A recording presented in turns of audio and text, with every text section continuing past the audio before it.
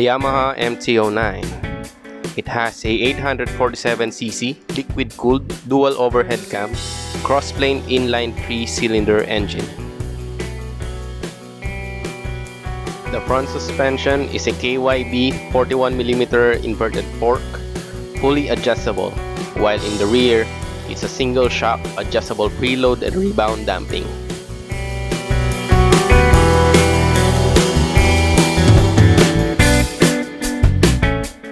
The front brake is a dual 298mm hydraulic disc with ABS, while the rear brake is a single 245mm hydraulic disc with ABS as well. The seat height is at 820mm. The fuel capacity is 14 liters, while the curb weight is at 190 kilograms.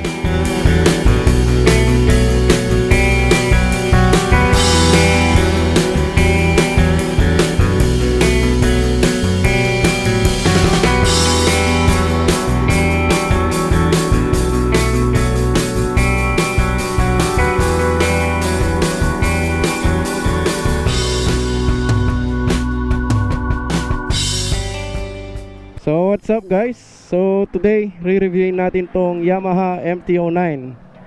So pakita ko muna sa inyo yung bike na to. So this is the 2019 model of the MT-09 with the Yamaha blue color. And so far I owned this for about 7 months na. And nakaka 5,000 kilometers na ako dito. Then ang mga nadagdag ko na dito is una yung radiator guard para sa mga bato, and then itong engine crash guard, yan, by SW Motec, and then engine case sliders, yan, magkabilaan na yan, and of course yung aking X-Seal pipe na Hyperflow, X-Seal Hyperflow. So straight pipe na yan. Then nagpalit kasi ako niyan kasi yung stock exhaust guys medyo tahimik. So kaya pinalitan ko na agad ng exhaust. So kung gusto nyong marinig yung tunog nito, watch this video.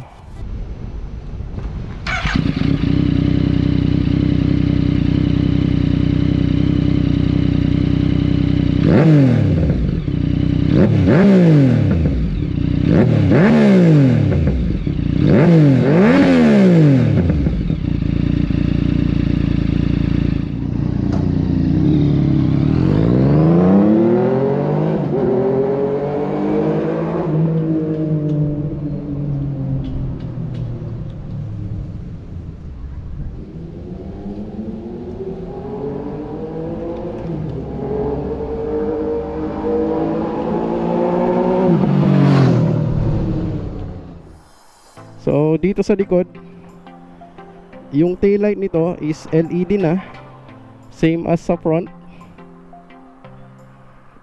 Itong dalawang low beam, tapos yung high beam dito sa magkabila, yan, LED na rin.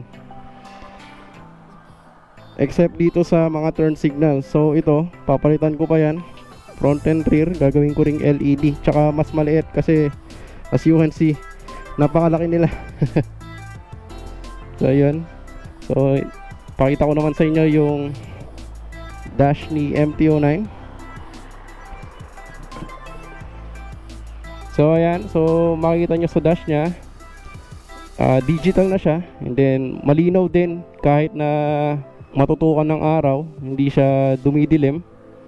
Then makikita nyo dito, meron siyang gear indicator, fuel indicator, then yung speed mo, then RPM gauge, and kung isi-select natin to, press natin yung select, ayan, average gas consumption, as you can see, 19.6. So medyo tipid siya. Ayan, yung engine temperature, yung temperature sa labas, yung hangin, so nandyan din. Yung current odo ko, which is 5,200. So yan na yung natatakbo nito. then trip 1, trip 2, F trip, yan. And then yung consumption mo during habang tumatakbo ka. So yan. So balik natin siya sa temperature. So yun, next natin, kung mapapansin nyo, is nandito sa bandang side nya is yung riding mode. So currently may 3 riding mode si MT-09. So if I press this button sa right side ng handlebar, yung mode, pagka press ko yan, malilipat siya sa A. So A is the aggressive mode. So malakas yung torque nito and yung power na rin. So good, maganda siya pag walwalan. Then pindutin pa natin isa. So B mode is the boring mode. Di joke lang. Ito ginagamit for pag umuulan. So rain mode siya. Mas less yung torque nito and power during low RPMs. Then standard mode, ito yung pinaka-balance sa tatlo. So good for city riding and pwede na rin pang walwalan, pero kung gusto mo talagang power is yung A mode. Then sa left side is the traction control. So currently may dalawang traction control si MT-09. Yun yung 1 and 2. So pag gusto mong palitan, nandito lang yung button, ipapress mo lang yung button dito sa may left side ng handlebar. So press natin siya. So traction control 2. Ito yung highest level ng traction control. So maganda siya pag umuulan, pag basa yung kalsada, mas matutulungan ka ni MT-09 dyan. And then traction control 1, mostly ginagamit ko pagka gantong maaraw, tuyo na yung kalsada, and then pag madalas magra-ride yan, madalas ako naka traction control 1 lang. And then may option din na i-off yan. So if I press this button na pataas for 2 seconds, ayan, so mag-o-off siya and then iilaw yung traction control. So balik natin to 1. Yan. So next is yung seat height ni MT-09. So kung mapapansin nyo dito, manipis yung banda rito sa tank nya, kung saan iniipit mo yung legs mo. Dahil manipis siya, mas naaabot mo yung, mas naitatapak mo yung paa mo. So as you can see dito, bali hindi ko naman siya fully flat foot, kalahati lang. So kalahati nakaangat yung paa ko. And ang seat height pala ni MT-09 is nasa 820 mm. So mababa siya, and ang height ko pala is 5'7". So hindi ako flat foot pero manageable. Kasi kalahati nung talampakan ko is nakatapak naman. Both feet yan, both feet. So para makita nyo rin, papakita ko rin itong video na to, yung full body ng positioning ko.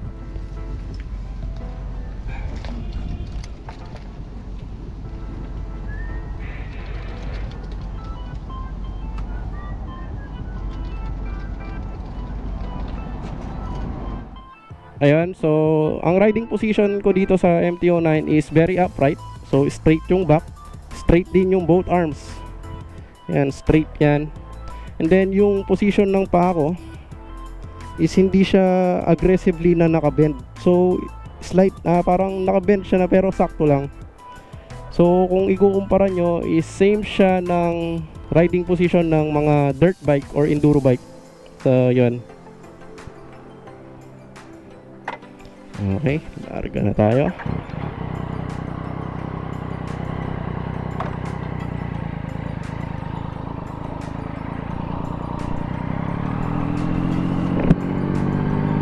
So another good thing about this bike, guys, is the weight niya. So with full tank of gas, ang total weight ni MT-09 is nasa 190 kilograms lang. So kung iisipin nyo yun, guys, 850cc na bike, pero ang weight niya nasa below 200 kilograms lang. So magaan siya. And dahil dun sa gaan niya na yon, very manageable si MT-09. And madali siyang iliko, tsaka madali din siyang isingit sa traffic, guys. Kasi nga magaan siya. Ayun. So yun talaga yung isang factor kaya ako napili ito si MT-09.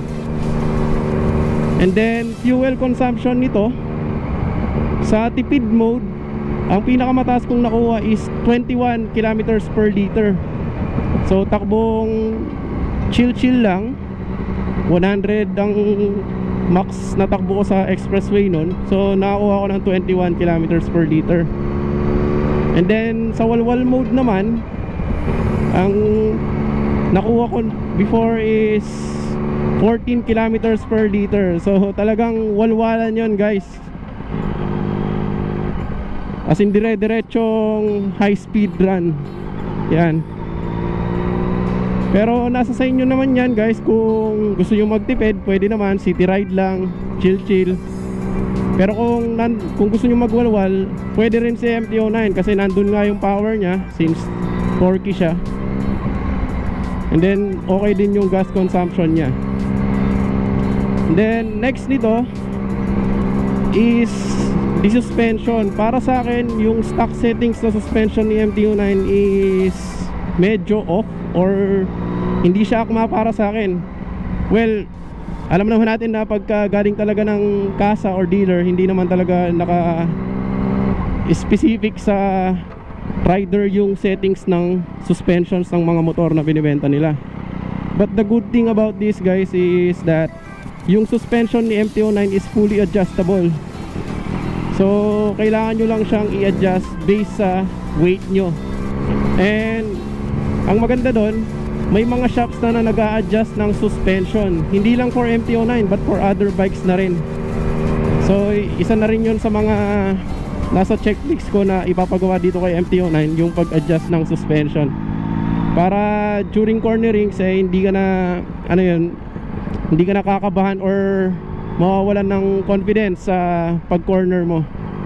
Dahil nga yung current stock settings ito medyo malambot, medyo matalbog siya. So ganon. And then another good thing about this bike is itong side mirrors nya. Napakalawak ng visibility ng side mirrors nya.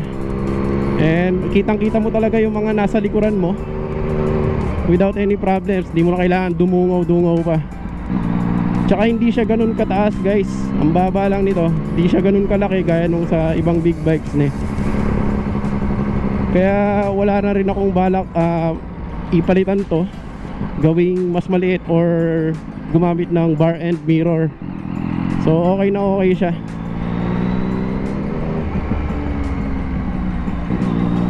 So the next good thing about this bike, guys, is the price point nitong MT-09. So ito na rin yung isang naging deciding factor ko kaya binili ko siya.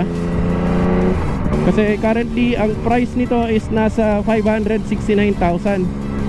So kung i-compare nyo sa ibang big bikes na mas mababa yung CC kesa compared sa MT-09, yung iba kasi doon nasa 500,000 mark na.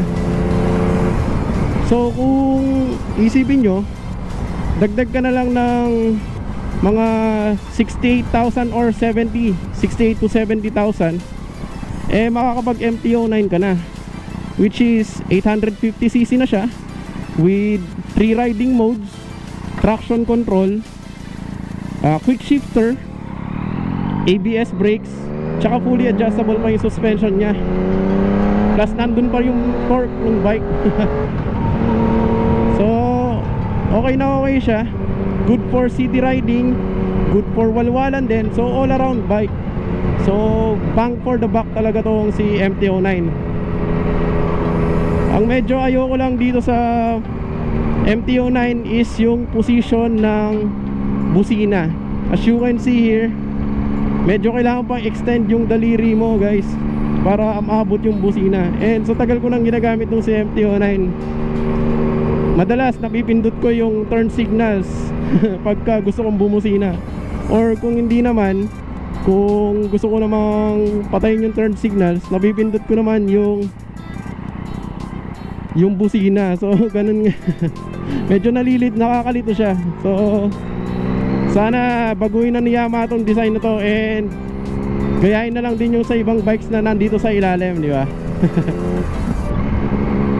Then ang maintenance interval ko dito sa MT-09 is every 5,000 kilometers. So ang oil na ginagamit ko dito is Yamalube.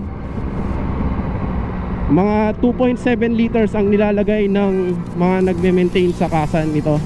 And then papalitan na rin yung oil filter, sama na doon.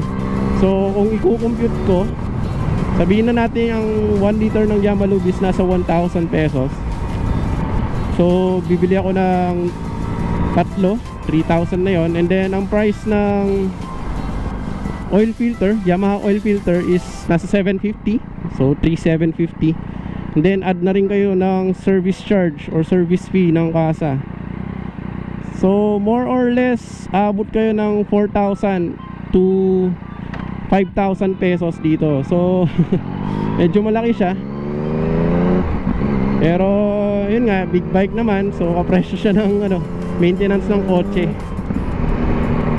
Kaya yun. Isa pang maganda dito sa MT-09 guys is yung torque. So yun talaga ang selling point ni MT-09. Kasi ang lakas ng torque nito guys.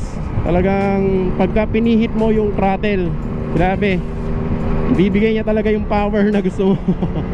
Very responsive ang throttle nito. So wala akong masabi doon. Talagang hands down sa Yamaha. Good job sa pagpili ng motor, ay sa pag setup ng motor nito.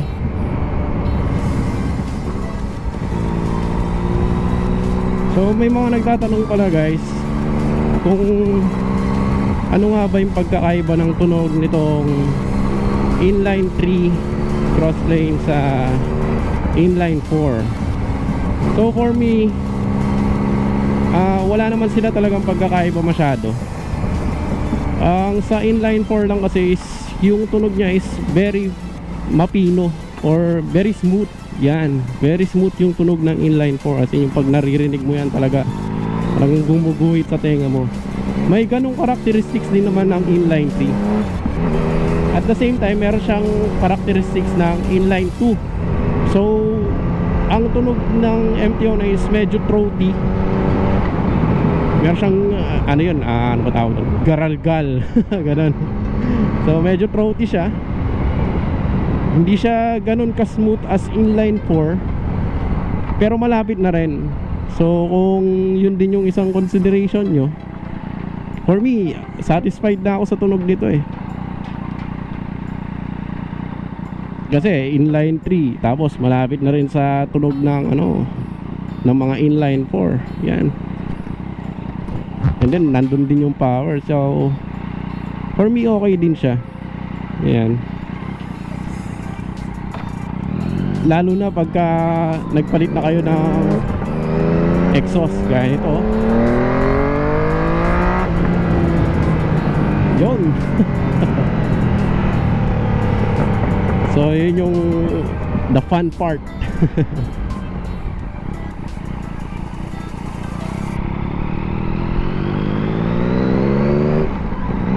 So para sa akin, okay na okay yung tunog nito ni MT-09. Okay, so I think yun lang. And dito ko natatapusin yung video. Banat lang tayo ng isang hataw dito sa diretso na to before ko i-end.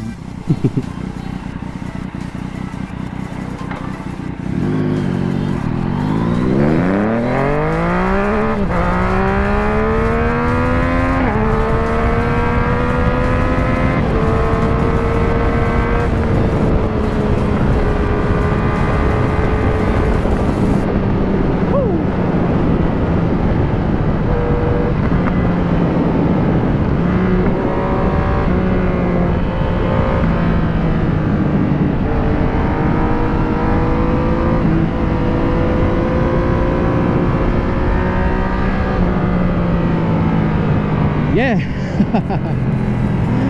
So yun lang guys, salamat sa pagsama, salamat sa panunood. Hope you like this video. Please don't forget to like and share and subscribe to my channel po. Ingat kayo lagi guys and ride safe. Bye.